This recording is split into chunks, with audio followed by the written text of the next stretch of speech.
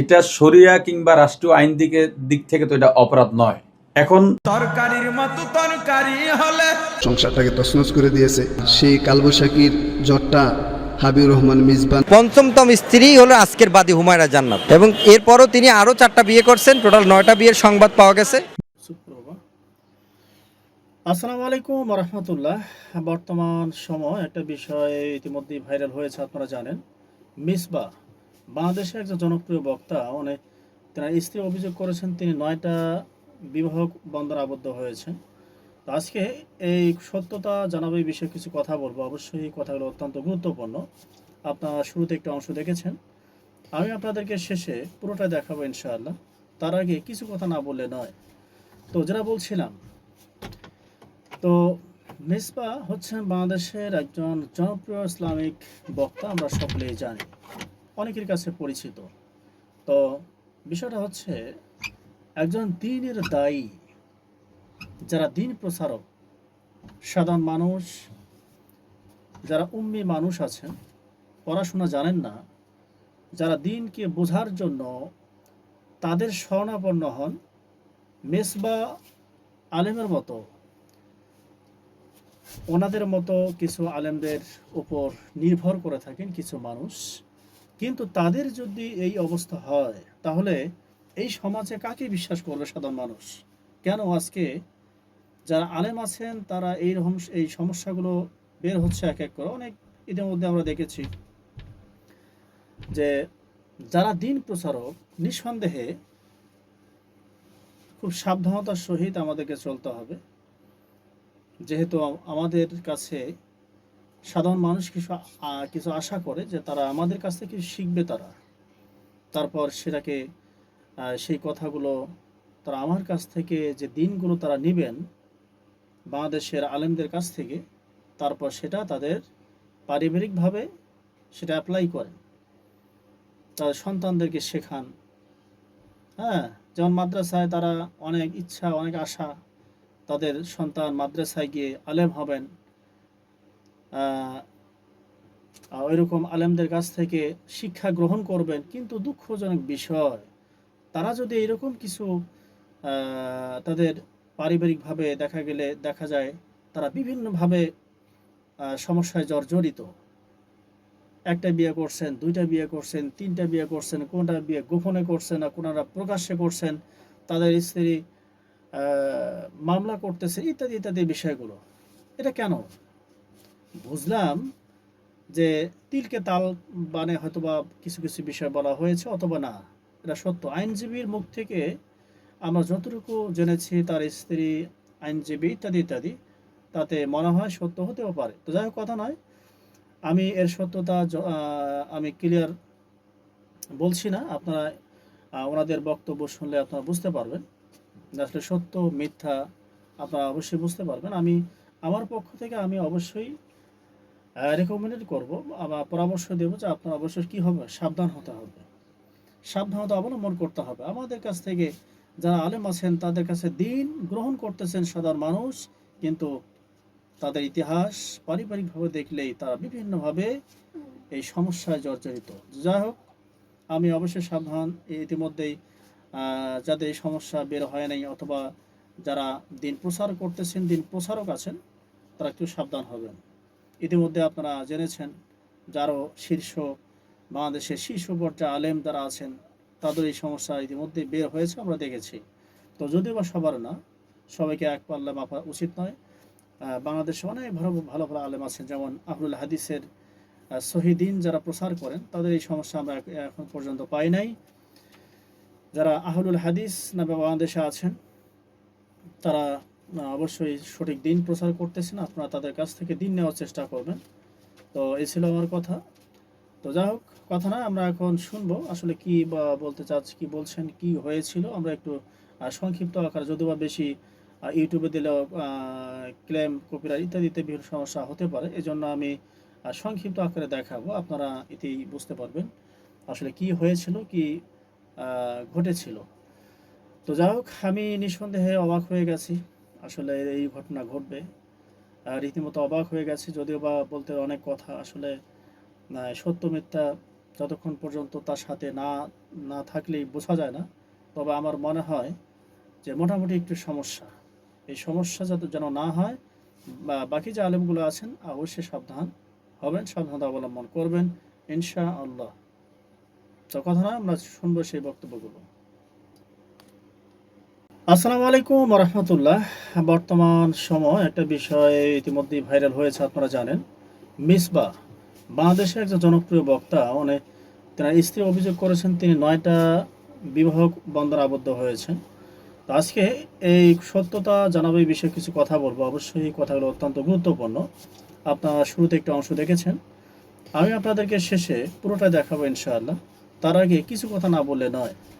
তো যেটা বলছিলাম, তো মিসবাহ হচ্ছেন বাংলাদেশের একজন জনপ্রিয় ইসলামিক বক্তা, আমরা সকলেই জানি, অনেকের কাছে পরিচিত।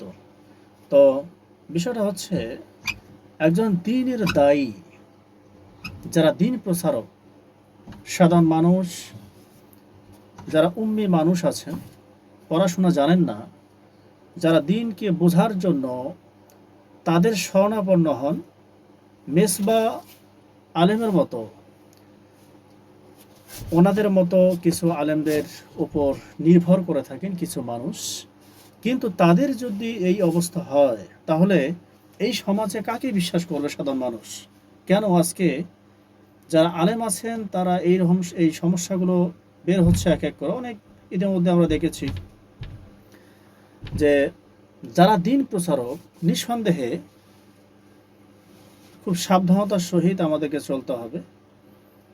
যেহেতু আমাদের কাছে সাধারণ মানুষ কিছু আশা করে যে তারা আমাদের কাছ থেকে শিখবে, তারপর সেটাকে সেই কথাগুলো তারা আমার কাছ থেকে যে দিনগুলো তারা নেবেন বাংলাদেশের আলেমদের কাছ থেকে, তারপর সেটা তাদের পারিবারিকভাবে সেটা অ্যাপ্লাই করেন, তাদের সন্তানদেরকে শেখান।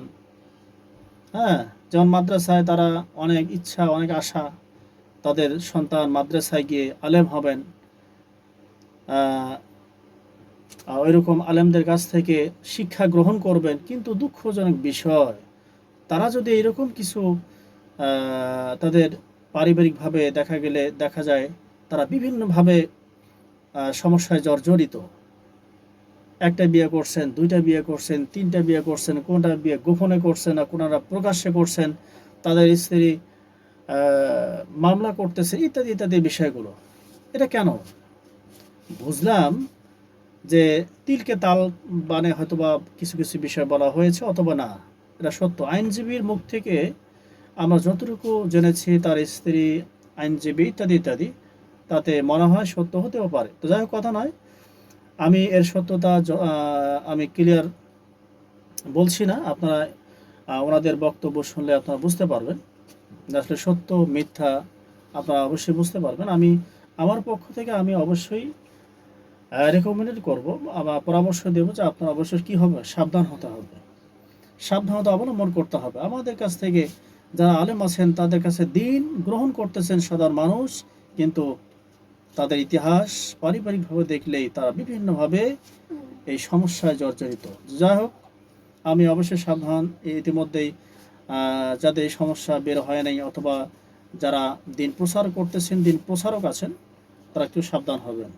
ইতিমধ্যে আপনারা জেনেছেন যারও বাংলাদেশের শীর্ষ পর্যায়ে আলেম যারা আছেন, তাদের এই সমস্যা ইতিমধ্যে বের হয়েছে, আমরা দেখেছি। তো যদিও বা সবার না, সবাইকে এক পাল্লা মাপা উচিত নয়।